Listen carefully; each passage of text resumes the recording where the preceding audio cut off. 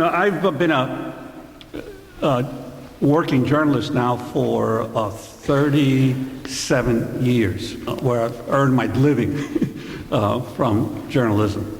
The last 27 as a staff columnist at the Daily News. I've also been lucky to have worked in what I call the three pillars of the news media in America.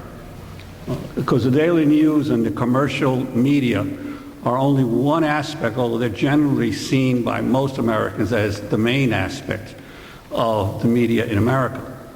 But the commercial news media are only one part of a much broader effort to try to bring the news and information to the American people that they need so desperately to be able to try to function intelligently as citizens. For 17 years now, it'll be 17 in February, I think. No, I'm sorry, 96, 18. It'll be 20 years in 2016, so it's, I've also been the co-host with Amy Goodman of Democracy Now!, which in my mind represents another great pillar of American journalism, which is the alternative, or is part of another tradition in American journalism, which is the alternative or the opposition and dissident press. Now that press has a long history as well. It goes back to the working men's press of the 1830s, to the muckrakers of the late 19th century and early 20th century, to Lincoln Steffens and Ida Tarbell and Ray Stannard Baker. It goes through the new left press of the 1960s and into the progressive bloggers of our time. It is a separate stream of the American press that has always sought to tell a different story, to present an opposition view to the reigning narrative created by the commercial and commonly called mainstream press. But there's also a third pillar to the American news media system that I've also been fortunate enough to work in over the years, which is the ethnic and minority press. Those news people who were shut out of both the mainstream commercial press and much of the opposition dissident press for centuries. Going back to Freedom's Journal in 1827, the first African-American newspaper, the Cherokee Phoenix in 1828, the first Native American newspaper in the world. The Cherokee didn't even have a written language until the 1820s, and within a few years, the entire Cherokee Nation was literate and was producing its own newspaper.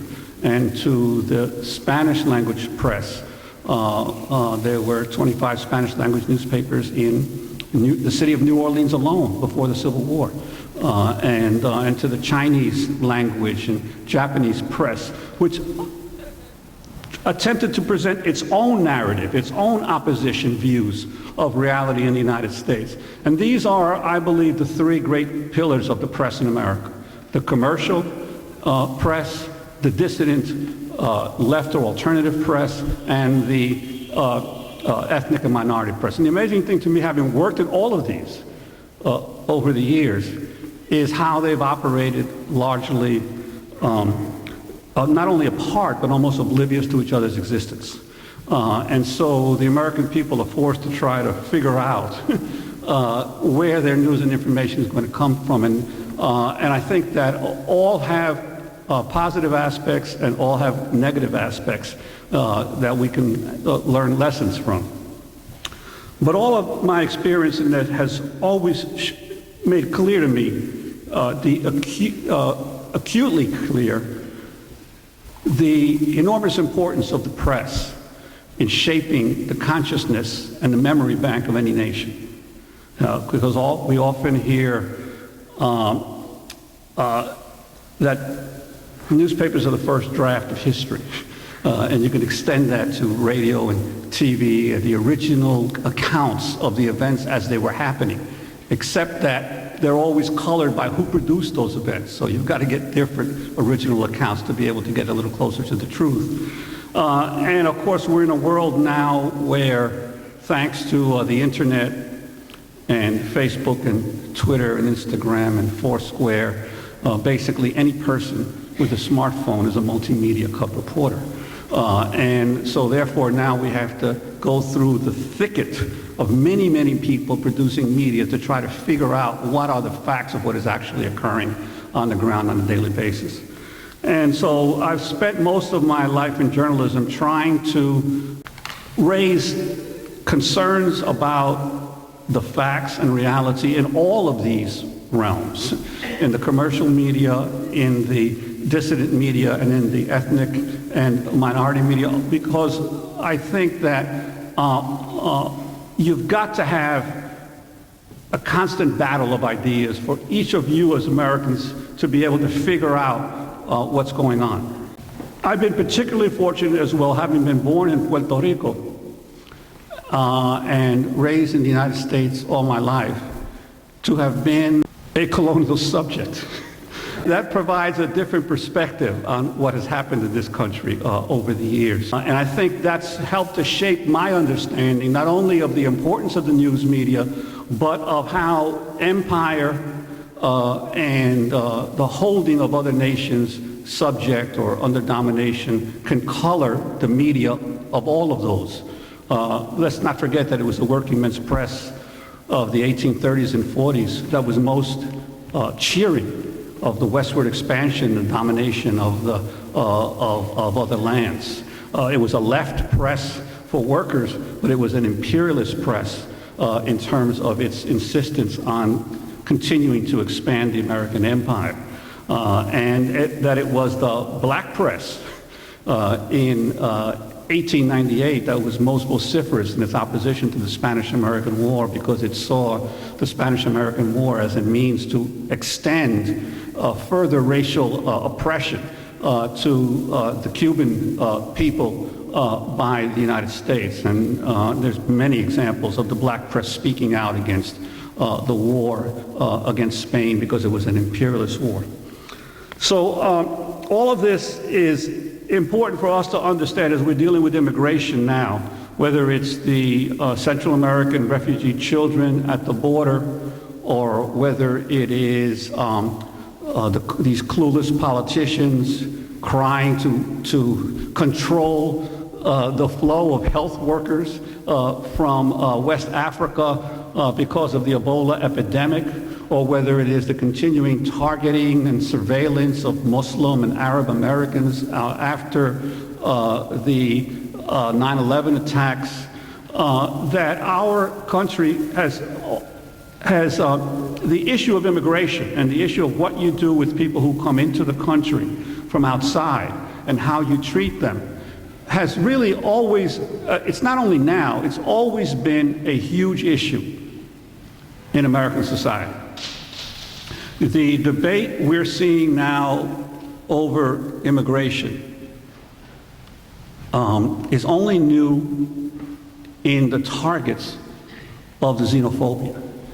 It's not a new debate, precisely because we are an immigrant nation. Immigration has always been a highly emotional and a hot-button issue throughout American society. There's always been an effort by those who came yesterday to portray those who come today as the problem. It's been a way to divide the American people for almost since the founding of the country. And the only difference is who is being targeted, or who is being considered the problem, or who is being considered the other now. I'm going to try to look at some of these to remind you. Many of you here, you're all well educated, you all know some of this history.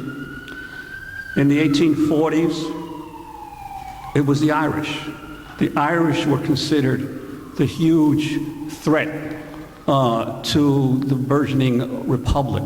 There were an entire party was created, a political party, the Know Nothing Party, which had scores of representatives in Congress, all aimed at excluding the Irish from further immigration, lengthening the time of citizenship, seeking in any way possible to prevent the Irish from being able to vote in local elections, anything possible to, the Irish were the main population in the jails of most of the urban cities of the United States. Back then they were considered the uncivilized part of Europe.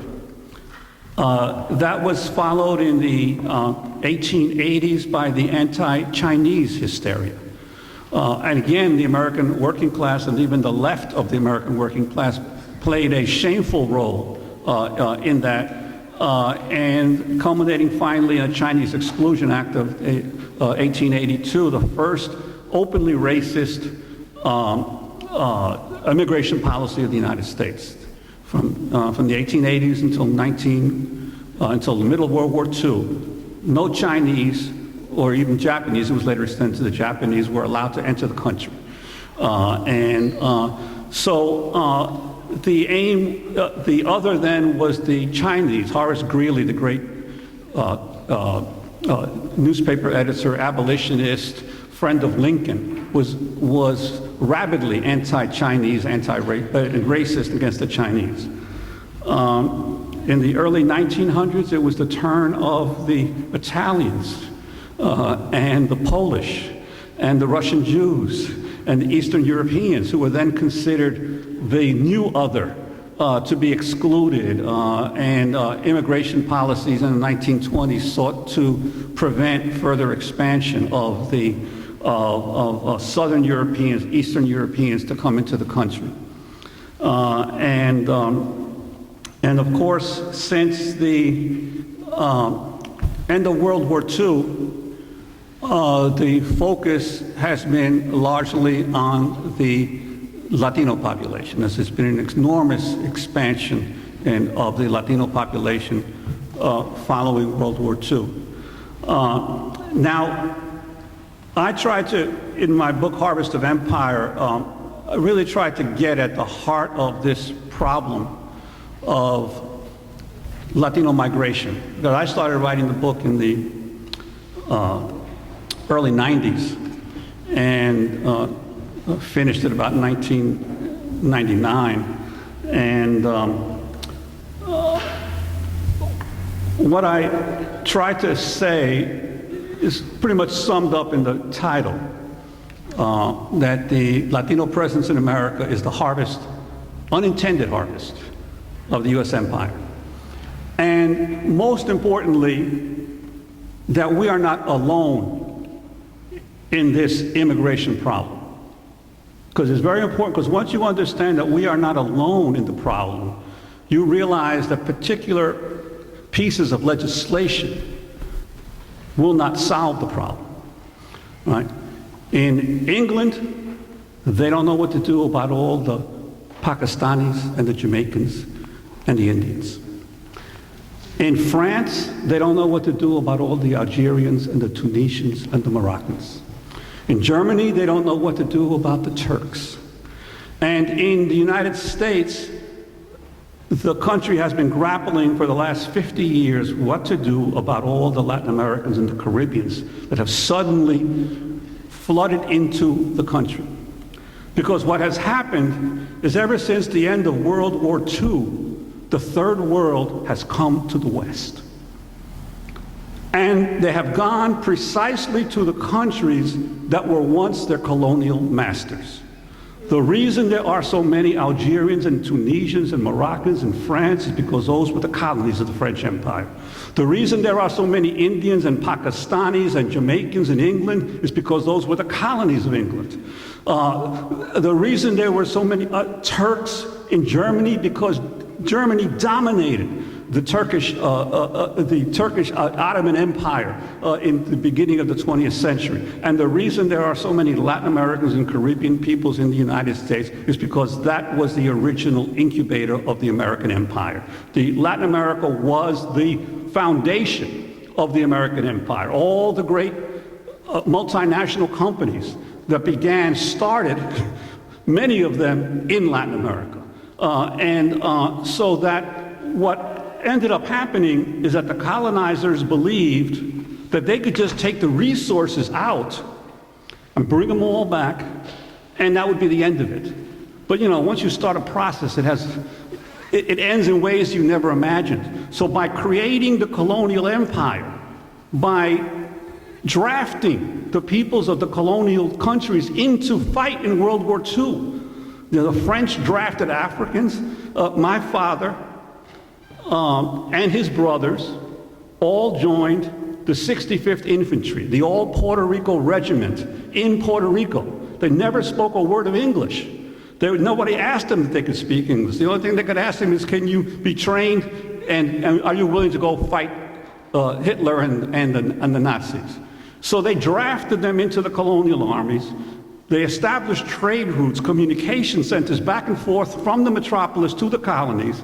And then once the war was over, there was now a whole new assertive group of veterans, Indians who had fought with the British against the Nazis, Algerians and Tunisians who had been impressed into the French army, Puerto Ricans and Mexicans who had been drafted into the American army, and they asserted themselves and their rights in new ways, and pretty soon they started coming to the countries, and they brought their relatives and their friends, and suddenly these countries started to change. So now all of these nations are undergoing an enormous demographic transformation. You've got to understand the empire that was created in the late 19th and early 20th century to understand this huge demographic change. On top of that comes the increasing globalization of the world itself. Capital is constantly trying to tear down the barriers to the free flow of money and investment. You cannot tear down barriers for investment flow and erect barriers for labor flow, because it's the same system that's operational. So now you're getting tens of thousands of Filipinos working as service workers in the Middle East. You're getting all of this movement of labor around the world, which is being it's been loosened by the increasing capital movement around the world and the needs. Some countries don't have enough laborers, and so they've got to import them.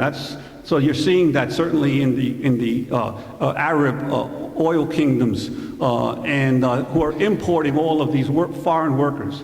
So the very nature of the system is breaking down the barriers to labor as well as capital, and is putting people in motion, and therefore really getting all these countries to try to rethink, well, what is the religion of France? What is the language of the United States? And what is the racial composition of England? All these things now are in flux as a result of the forces that were unleashed in an unintended way by the colonial empires of the 19th and early 20th century. That's been my main thesis in terms of understanding the Latin Americans. And of course, in terms of Latin Americans and the particular country that you have all been working with for so many years, the evidence is clear to anybody that looks at it. Nicaragua was intervened by the United States 3 different times, not once or twice, 3 different times. There was the Jose Zelaya intervention in the early 1900s. There was the Sandino intervention in the 1920s, and then there was the Civil War intervention with the Contras in the 1980s. Dominican Republic twice invaded by the United States in 1916 and 1965. Haiti, Puerto Rico, the United States never left. It's still there. The bases are pretty much gone, but the intervention has never ended. Cuba several times. And of course my favorite is Panama. The United States created Panama. Panama didn't exist. Panama was a province of Colombia. And when Teddy Roosevelt couldn't get the Colombian government to agree to the United States finishing the French job of building the canal, he fomented a rebellion, immediately sent gunboats in to recognize the newly independent Republic of Panama. The first thing the Republic of Panama did was sign the Panama Canal Treaty. Between 1904 and 1914, the United States Panama Canal Company imported 35,000 West Indians to build the canal. Jamaicans and Barbadians. And of course, they brought their wives and their children, and they totally reshaped the nature of Panama because the canal workers were all African descended, Protestant and English speaking, and the Panamanians were largely mestizos and Catholic and Spanish speaking. And so they created a country within a country called the Panama Canal Zone, which was a racist system because obviously the white overseers ran everything. But they also created enormous dislocations in the very composition of the Panamanian nation. So that there's all this history of what was done in Latin America to meet the needs of the American empire. And of course, the American people don't know anything about this. Nobody taught them anything about this in school, and you know, I'm really inspired by the young people who are here and will be going down to Nicaragua because they have a big job to do.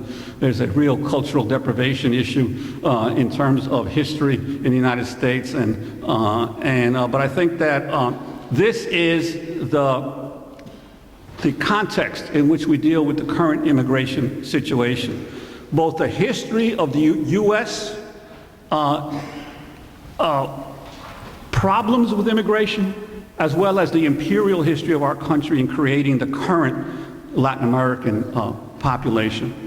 And so we come to today. Well, today is not today. What we are seeing right now, the battle we're seeing, the exchange we had between Boehner and McConnell and all the Republicans and President Obama in the last few days after the election, really has to go back to 2006. What we are seeing now is the culmination of a process that has been going on for the last 8 years. In 2006, between 3.5 and 5 million people poured into the streets of virtually every major city in the United States in the largest series of mass protests in the history of the country. Right. The largest series of mass protests in the history of the country between March and May of 2006 was the immigration rights protests. The country had never seen anything like it. Denver, 50,000 people poured into the streets of downtown Denver. Dallas, 200,000 people, the biggest demonstration in the history of Texas. Los Angeles, 500,000. Chicago, 200,000 or 300,000 several times. New York City had two big protests of about 200,000 apiece, one in April and one in May. In Memphis, 25,000 people marched in Memphis, Tennessee. Who knew there were that many Latinos in Memphis, right? In big towns and small towns all across the country. Phoenix, Arizona, 25,000 people marched in Phoenix, Arizona. How many people have been to Phoenix? Nobody marches in Phoenix. It's 106 or 105 degrees most of the time in Phoenix. It's like nobody marches in Phoenix. But they had like 25,000 people marching in Phoenix, the largest demonstration in the history of Arizona. There was a huge movement across the country, and it was all organized through social media, through Spanish language radio, through Christian radio, and through the Univision and Telemundo networks. Most of the country did not even realize the protests were happening until they appeared on the streets. right? And so that showed you, again, talk about Twitter and Facebook. That happened in 2006 in the Latino community in a big way. And, thousands of students walked out of their high schools in Dallas and in Los Angeles it was a major, major movement. It was really the coming of age of the Latino community in the United States. That was that period between March and May of 2006. Everything else since then has been a reaction to that. All of the crackdowns and the workplace raids and the increases in deportations has been a frenzied attempt to clamp down on what happened in 2006, to somehow or other slow it down, to somehow or other repress it for a little while longer, because it cannot be repressed for long. The demographics are clear. The demographics are simple. All the countries that fought in World War II, France, Germany, Japan, England, Russia, the United States, their original populations are growing old. They all had baby boomer populations. Those baby boomers are all getting ready to retire, and they all face a labor shortage among their own population. The only way those countries can grow and find enough workers to pay for all of us to be able to retire in dignity and be cared for in dignity is to import labor, and to import labor from where it's mostly been coming now, from the third world. So all of these countries, regardless of what the politicians say now, no matter what laws they pass now, are facing a demographic reality. To grow, they must import labor. And they're going to import it from the third world, and they're going to continue to change in population. So that's the problem that you have in a globalized world, that you cannot really control everything. Just like the Chinese built the Great Wall of China against the Huns, it didn't help.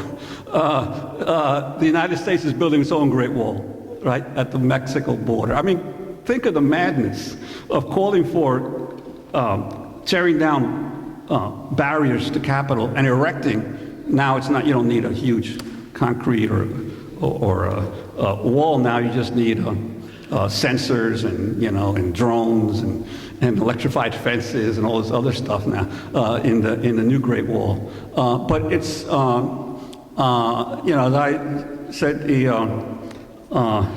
the Great Wall of China was humankind's the greatest testimony to insecurity.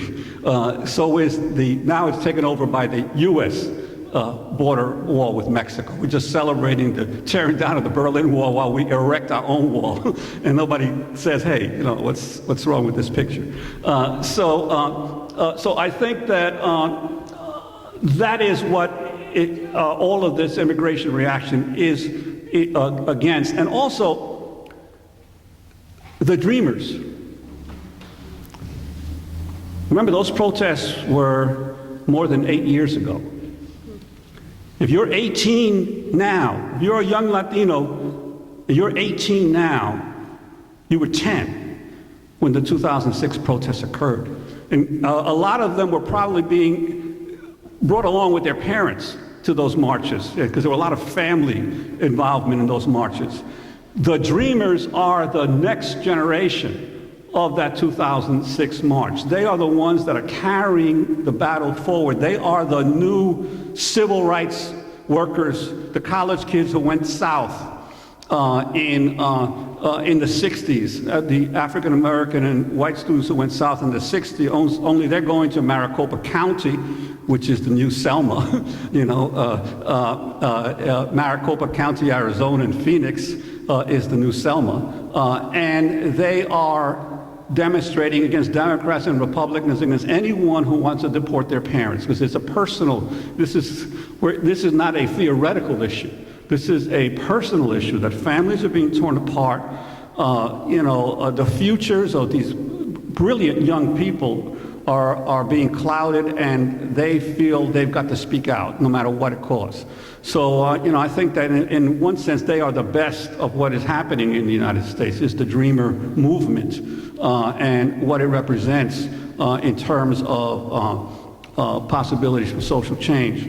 And so we're now faced with the electoral results. Somehow, President Obama has said that he is going to issue, now he said this twice before, so you can't, not guaranteed. He's already promised to do this twice before, and each time he backed down. But he said it for a third time now, that he's going to issue an executive order before the end of the year that would allow an undetermined number of people facing deportation to stay in the country temporarily.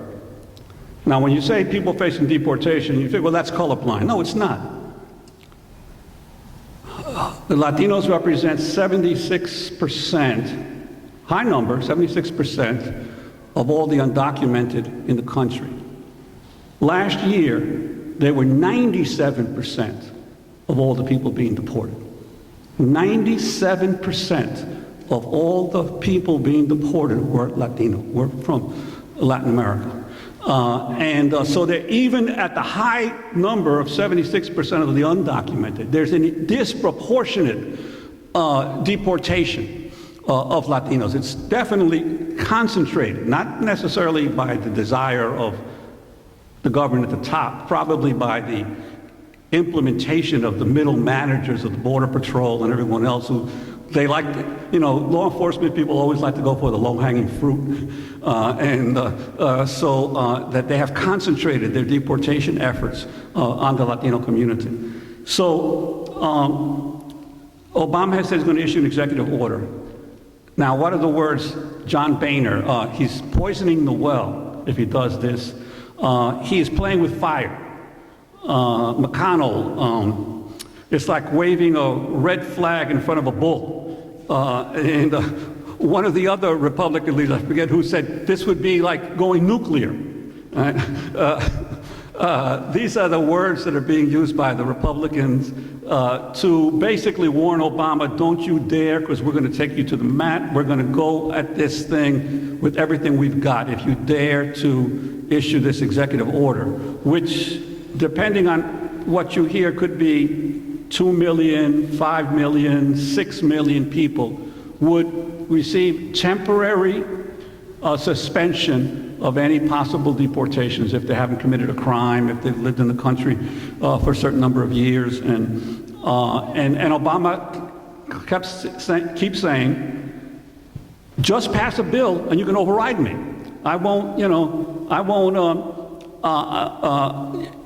Congress is the final word. So as soon as you pass a bill, you can override whatever I do, but you got to pass a bill, because if you're not going to pass a bill, I'm going to issue this executive order.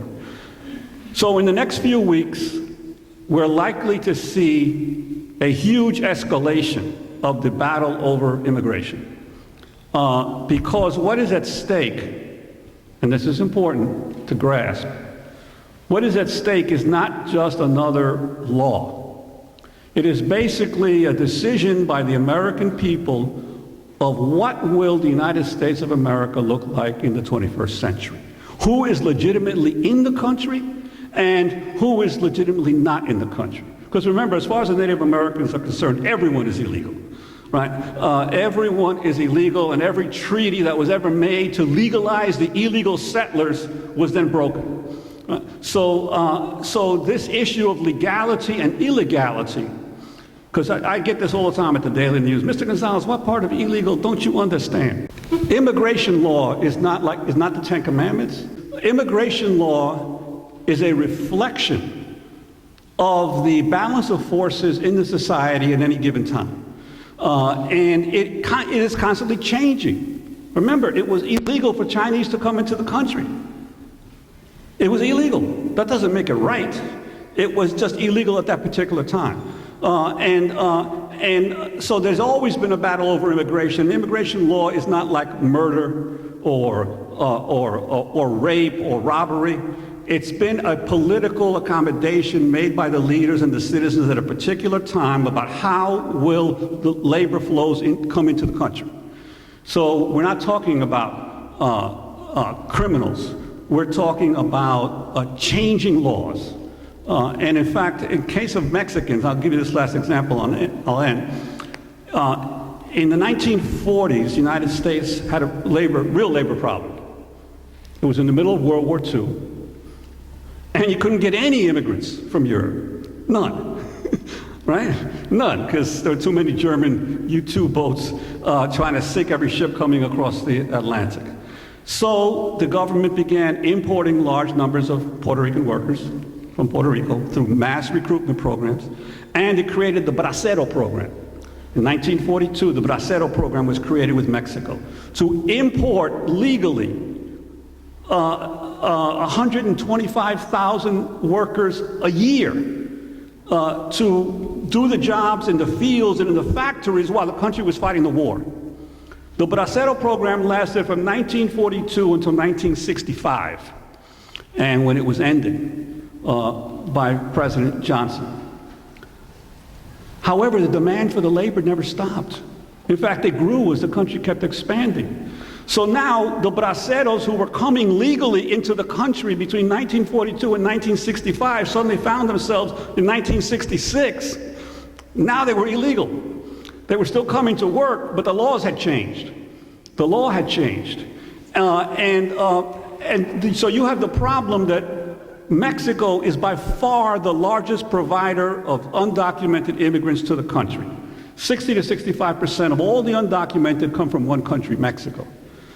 So what you basically have, the crux of the immigration problem is a binational problem with Mexico and the United States, between the huge disparities in wages between the two countries, and yet one common market, North American free trade zone. All that would have to be done is somehow or other raise the wage levels in Mexico, and the migration would be dramatically dropped. But we're not dealing with it that way. We're dealing with it as this invasion from all over, but yet somehow more in Latin America than any place else. So I think that we've got to have more light than heat in the immigration debate, more understanding of our history of immigration and our history as an empire, and a better understanding that in a global world you can't erect barriers to labor while you are tearing down barriers to capital. There's got to be something for every side in the new global reality. Anyway, so I think that's going to be the big challenge for us, to get that message out to people, to say that we've got to have a humane immigration policy, and to beat back this latest wave of xenophobia, which again cannot last. It cannot last. But in the meantime, many people suffer as a result of it. Anyway, I'll leave it there, and I'll open it up to any questions you might have about any part of what I said or anything else. Thank you.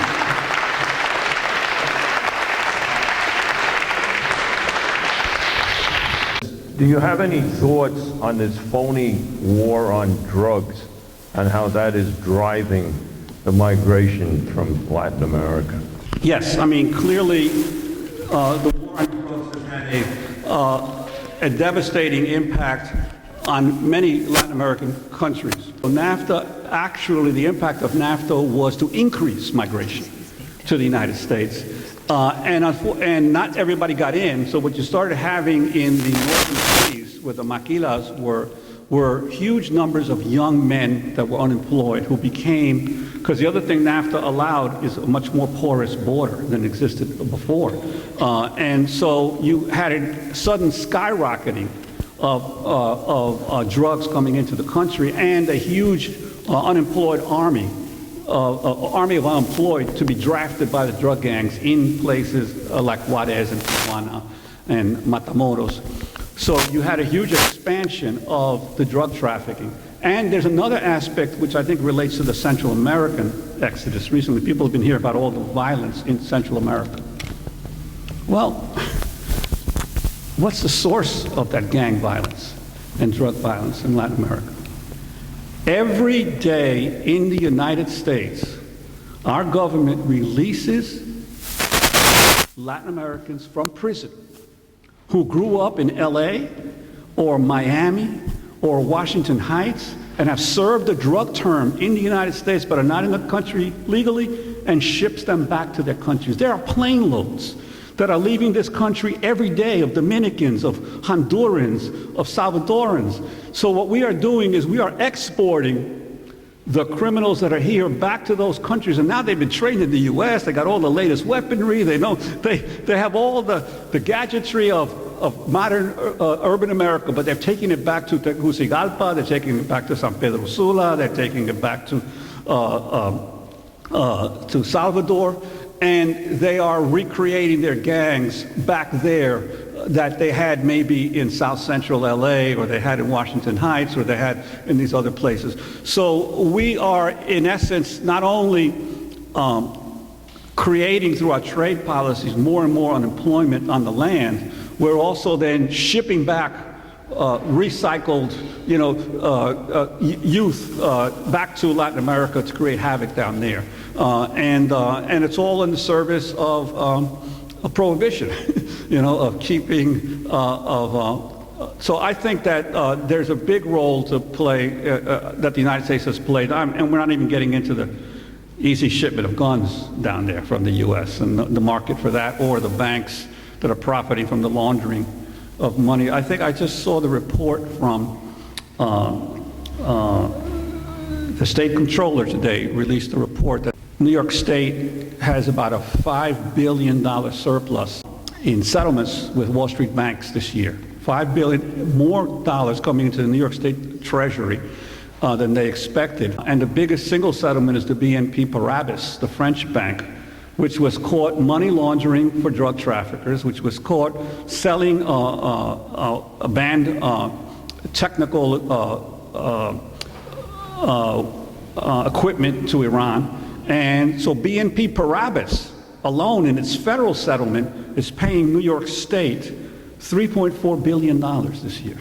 And so if it can afford to pay $3.4 billion, imagine how much it made from all the stuff that it was doing, right? So I think that, yes, we have a major role in terms of the drug problem and the continuing war on drugs. Looking at the kind of double standard that we have, where a lot of people from the U.S. and Canada, from this northern area, going down to like Mexico and Nicaragua. In fact, my family has a house there, to retire or whatever it is, have a more relaxed life, and how that's generally totally fine and welcomed, obviously, because they bring money in and whatnot. But then, obviously, as we know, it's so very different going north than it is to come south. So just what's your take on that? And I guess my professor said to look at NAFTA as sort of to try to look closer at that, but just how that dichotomy somehow be resolved or just brought into the open. Well, just to get clear, you're saying is there anything wrong with people retiring down there, or? I don't think there's anything wrong necessarily, but it's just interesting to think about the fact that, there doesn't seem to be any issues with anybody crossing the border south, and building in a house or whatever it is, and living there, of course, because, again, capital is a big drive there. But just want to know your thoughts on that sort of. Yeah, well, I think, no, I agree with you that first of all, that I don't think there's anything wrong with people retiring to a place where they can live more decently than they can in the United States. In fact, as most people are not aware, that there are lots of Latinos who retire back home, because if they've been legal residents or become U.S. citizens, Social Security takes you a lot further. A monthly Social Security check can take you a lot further in Venezuela or in the Dominican Republic or in Mexico than it can here in the United States. And so there is a huge number of retired Latinos who maybe spent 25, 30 years here in the United States and then moved back. The problem is the country made it harder for permanent residents a few years back, because now if you're not a citizen and you are a permanent resident and let's say you retire and you move back to your home country, you cannot stay out of the country an entire year. You've got to come back at least once a year to retain your Social Security payments. They'll take it away from you. I don't think there's anything wrong with people trying to figure out where they can survive given the huge wealth inequalities and problems with living costs here in the United States.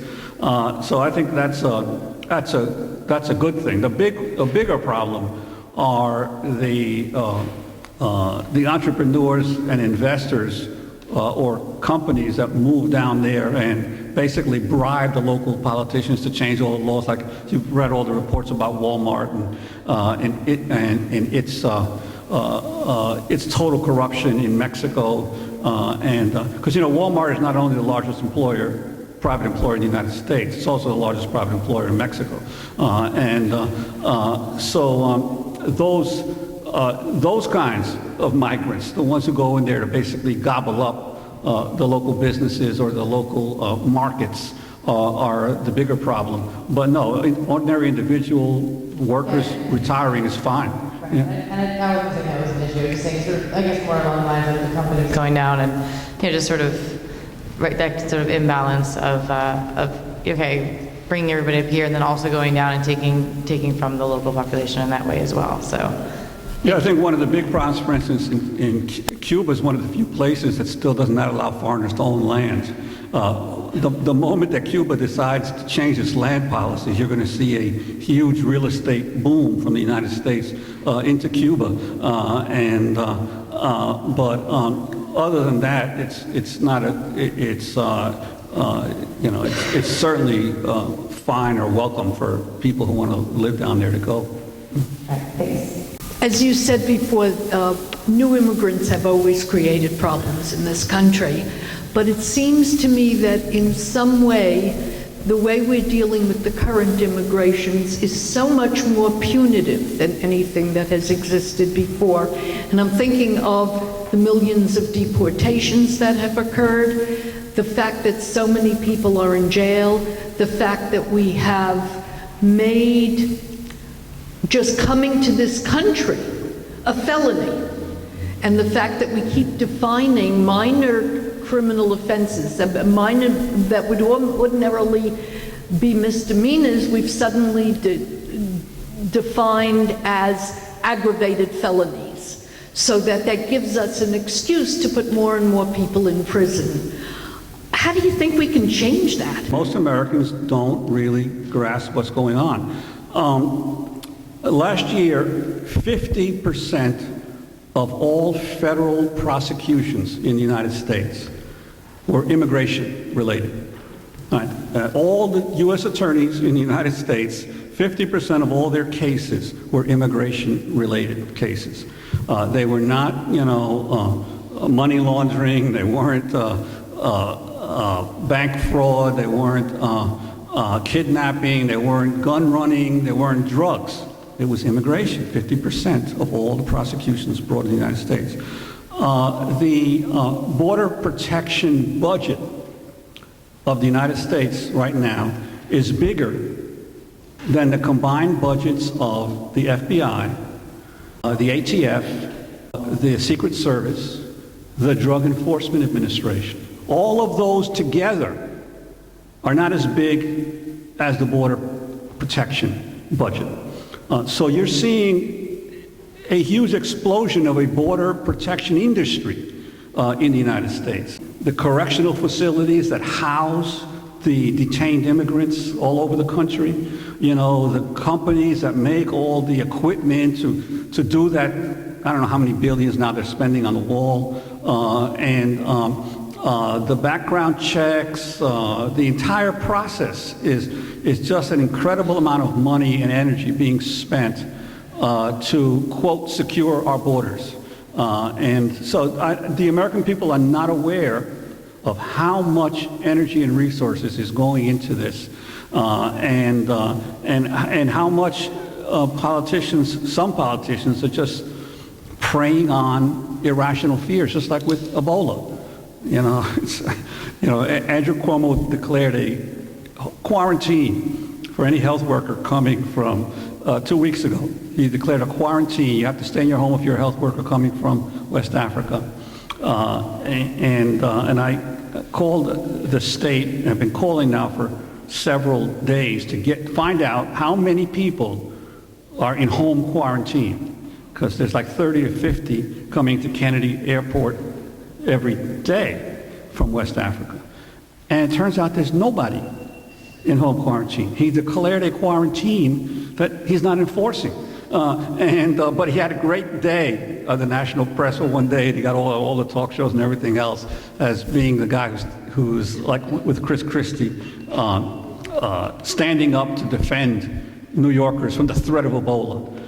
And it was all a publicity stunt. He's not quarantining anybody because it's nonsense to quarantine people who have no symptoms. But I think that, generally speaking, the problem is they prey on fear, and they prey on irrational or lack of knowledge of the American people. So we have to do the best we can to educate people about the facts, and hopefully they'll make more rational decisions. One question that I want to ask is, what is the role of Hollywood movies in American television shows that are so big outside, that sell so much all over the world, in selling, in promoting the American lifestyle? I think it's exactly what our super penetration of the cultural markets of other countries has done. It's a magnet, a further magnet that inspires people to want to come. And although I think it's more the economic disaster that they face in their own country, sometimes political persecution, but certainly Hollywood films sort of like feed the myth that your problems will be solved if you can just get to the United States. What do you think about the possibility of an open border policy, and is that, even something that's thinkable? I don't think that in the current situation an open border policy is realistic. I do think that if you look at the example of the European Union, which does have a common market, but where pretty much in most of the countries in the European Union, a French worker can work anywhere. It's not that they are that they've settled in the country, but they have permission to work. Because one of the things that Luis Gutierrez, who's led the fight on immigration, has convinced me of, because I wasn't convinced at first. But Luis has been all over the United States talking to immigrant groups now for years, pressing on this issue. And he basically says, look, Juan, most Latino immigrants don't care that much about citizenship. In fact, back in the 80s, only 10% of Mexican immigrants sought citizenship after years of being in the country. They saw it as coming to work and eventually going back. So their concern is not so much becoming citizens and voting as it is being able to work in peace, right? Because I was arguing with him over the question of the Republicans in the Senate bill increasing the length of time for citizenship, and he said that's not an issue. That's not an issue. If they want to make it 10 years, 15 years, whatever, the main concern that people have is they don't want to have to come out of their house, get in a car, be stopped by police, and suddenly find that they're deported and their wife and children are still here. That's the peace of mind that they want, just to be able to work in peace. And I think that that's the real issue, for most people. What do you think of the other side of the story? I'm talking more of like decentralized communities of resistance in Latin America, campesino movements, Zapatistas, state-centered political movements like Morales' Bolivia or the Bolivarian Revolution in Venezuela, working for a better life, like more meaningful labor, altering trade agreements, stopping extractive industries. Can these movements succeed, and will it change immigration in here? Latin America right now is one of the shining lights of the world. To begin with, there are no nuclear weapons in Latin America. You have found now over the last 10 or 15 years enormous popular movements that have actually elected leaders to, in a democratic way. There's basically no more wars in Latin America except for Colombia. But all of the guerrilla wars have pretty much ended, and in many countries, you are seeing a shrinking of the wealth inequality. In Venezuela, in Brazil, in Argentina, this is all, you can see this in the GINI report, that all of these countries are seeing a huge drop in the wealth inequality. There are more rights recognized of indigenous people and people of color than ever before, of women in Latin America, and a lot of social issues. Gay marriage has been moving through many countries now in Latin America, and it's all being done in a relatively peaceful way. Now, there's still huge problems of wealth inequality, but it's not going in the wrong direction. It's going in a more progressive direction. There are all kinds of citizen media groups, and Democracy Now! Is aired on over 200 stations in Latin America.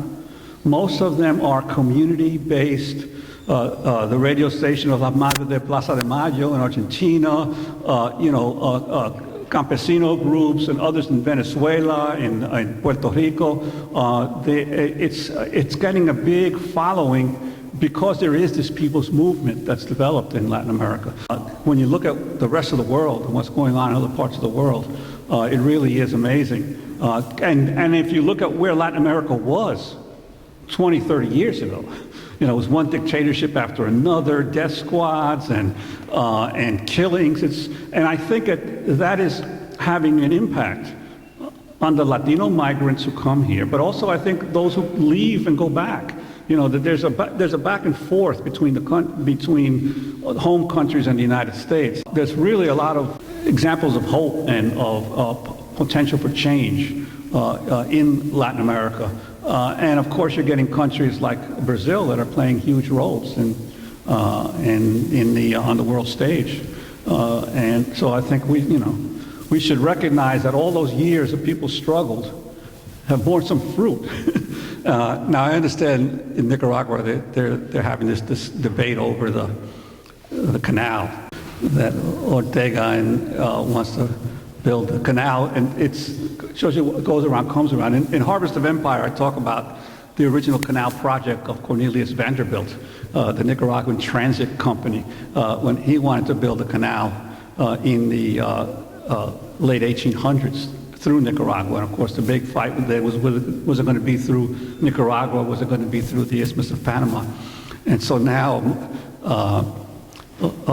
more than 150 years later, to see now a more progressive government actually talk about building a canal. That's a huge project. It could create a lot of dislocation, but at least it's coming not from some colonizer nation that wants to impose it on the country, but it's actually coming from the government themselves that are looking for ways to build more commerce and industry in the country. Now we'll have to see whether the Chinese who build it have more interest in the people of Nicaragua or in China. But it is really fascinating to see this come back around after so many years.